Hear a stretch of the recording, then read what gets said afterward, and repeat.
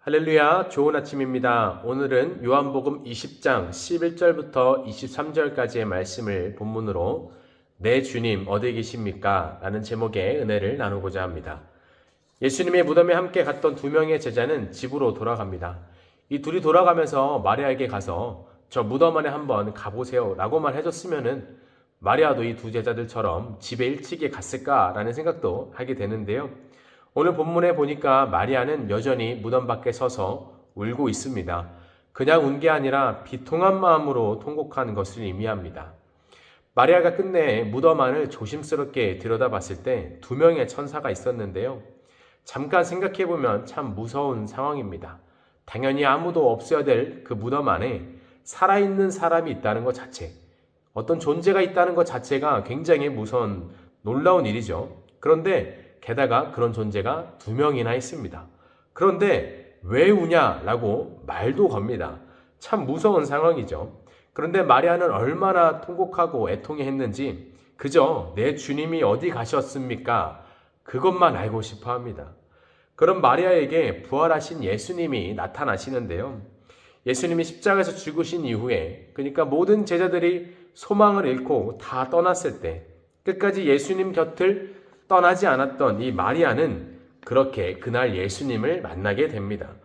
부활하신 예수님을 가장 제일 먼저 만나는 그 첫 번째 부활의 증인. 이 마리아 입술을 통해서 다른 제자들에게까지 예수님의 부활 소식이 전해지게 됩니다. 요즘에 많은 사람들이 대한민국에 소망이 없다, 미래가 없다 라고 이렇게 많이 말씀하시는데요. 사실 개개인의 삶에서도 좀처럼 풀리지 않는 여러 상황 앞에 답답하다, 또 막막하다 라고 느낄 때가 많이 있습니다.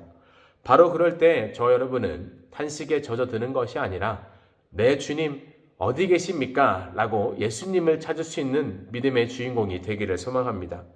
로마서 15장 13절에 보시면 이렇게 말씀합니다. 소망의 하나님이 모든 기쁨과 평강을 믿음 안에서 너희에게 충만하게 하사 성령의 능력으로 소망이 넘치게 하시기를 원하노라. 아멘. 예수님을 찾는 그 사람에게는 소망이 넘치는 줄로 믿습니다. 그런데 마리아는 이렇게 부활하신 예수님을 눈앞에서 보고서도 알아채지 못합니다.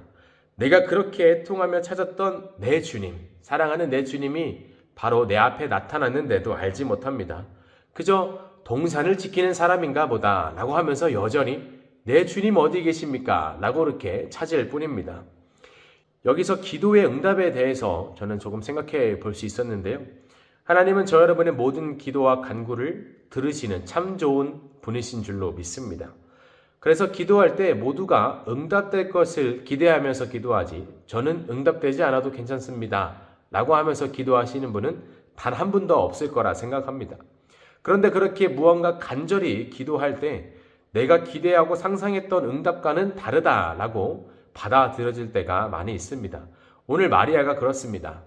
마리아가 상상하고 기대했던 예수님의 모습과 달라서 마리아가 예수님을 알아보지 못한 것일 수도 있습니다. 그렇지만 내 주님 어디 계십니까? 라고 하는 그런 마리아의 간절한 간구에 예수님은 응답하신 것이기 때문입니다. 간절히 찾는 자가 예수님을 만나게 되는 줄로 믿습니다. 내 계획과 상상과 기대했던 것과 다른 응답이다 라고 여겨질지라도 모든 것을 선하게 이끌어 가시는 주님을 믿는 믿음이 있기를 원합니다. 16절에 보시면 예수님이 마리아야 라고 하시면서 마리아를 부르십니다. 그제서야 마리아는 라보니 곧 선생님 하시면서 예수님이시구나 라는 것을 깨닫게 됩니다. 요한복음 10장 27절에서 말씀합니다. 내 양은 내 음성을 들으며 나는 그들을 알며 그들은 나를 따르느니라. 아멘. 내가 그렇게 존경하고 우러러 보았던 그 사람이 내 이름을 안다면 얼마나 가슴이 벅차겠습니까?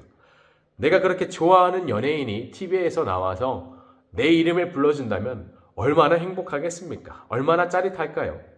하물며 온 우주의 주인이신 예수님이, 하나님이 우리의 새 이름을 아신다. 그리고 그 이름을 불러주신다 라고 한다면 그것만큼 참된 위로와 감격은 없는 줄로 믿습니다. 참된 위로는 사람에게서 오지 않습니다. 하나님이 내 이름을 아신다라는 것을 믿을 때 그것이 참된 위로가 되는 줄로 믿습니다.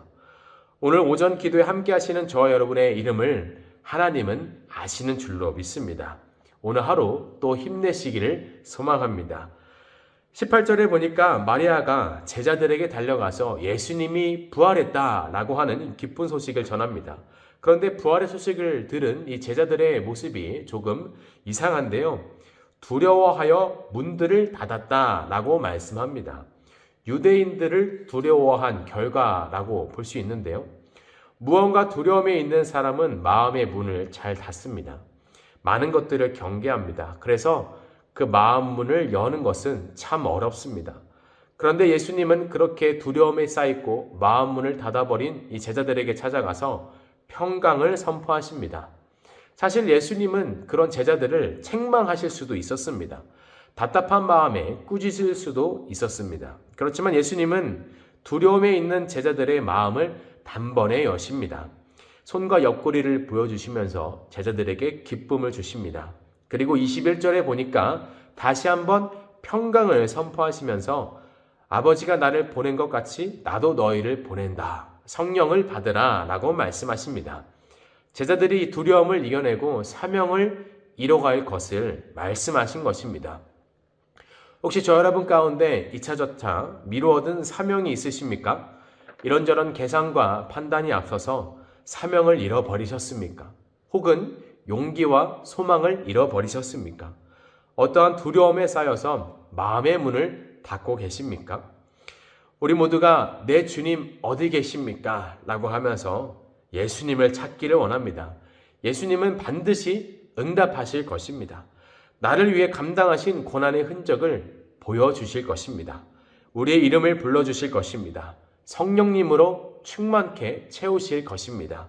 날마다 예수님을 만나길 사모하는 저 여러분 모두가 되기를 소망합니다. 기도하겠습니다. 살아계신 하나님, 모든 소망은 주님께 있는 줄로 믿습니다. 우리의 상황과 환경은 우리를 억압한다고 할지라도 그 가운데 신실하게 일하시는 주님을 기대합니다. 주님 어디 계십니까? 라고 날마다 찾을 수 있는 믿음, 뜨겁게 부르짖을 수 있는 애통함이 저희 안에도 있게 하여 주시옵소서. 평강을 허락해 주시고 성령의 충만함을 힘입어 승리를 선포하는 저희 모두가 되게 하여 주시옵소서. 살아계신 예수 그리스도의 이름으로 기도합니다. 아멘.